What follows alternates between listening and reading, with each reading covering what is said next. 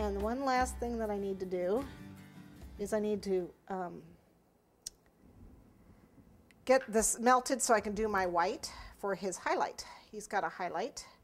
Now you can do highlights one of two ways. One is to actually take, you know, the X-Acto knife, which I actually do for his, I do get a fur in there. You can scratch it. Scratch it, and anywhere you scratch is going to be leave. Make sure you get it off. Same with the ears. I could easily paint in these ears. Hold on, let me get this ear area.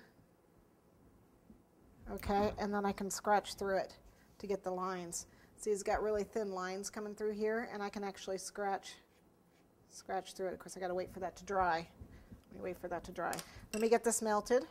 So into the microwave.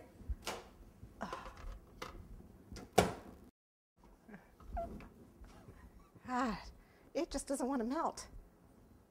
Just doesn't want to melt. Oh well, there's a little spot here. There's a little spot with a little bit of cocoa butter in there. I'll use that. Okay. Little bit of white on there, and I can do right underneath here for a highlight. You probably won't even be able to see it. You would if you really needed that little bit of white there to bring that eye out. Let's see if this is dry. I can scrape it. It's not quite dry yet. Did you get? There you can see it.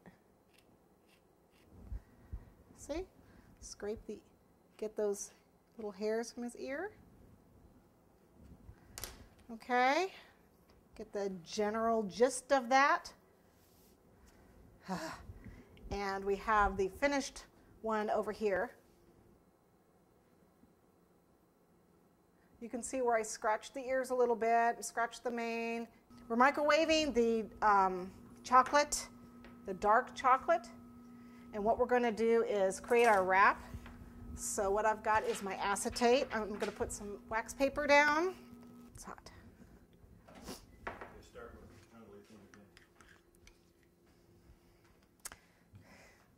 This is a jungle theme, so I want to do a striped border on it and kind of a leafy, that's the reason for the leaf mold on it.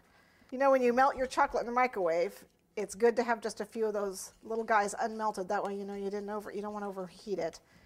And just mix it up to try and get it the rest of the way melted. Okay. And how would you store these plaques? Like separate each one with a wax paper? You know, I just laid them on top of each other. Excellent. Very pro. Very good. I'm such a professional. Nice. No, I would actually put something between them, like wax paper. I wouldn't use paper towels because I would be afraid of it absorbing the oil.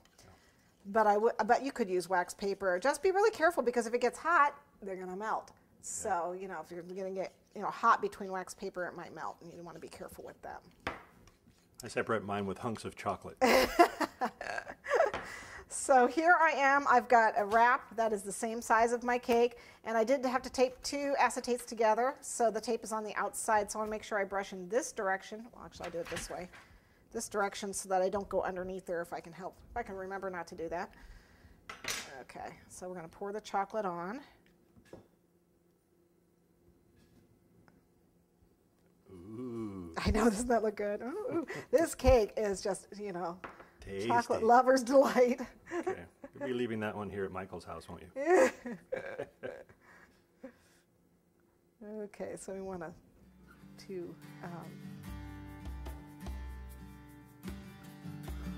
yes.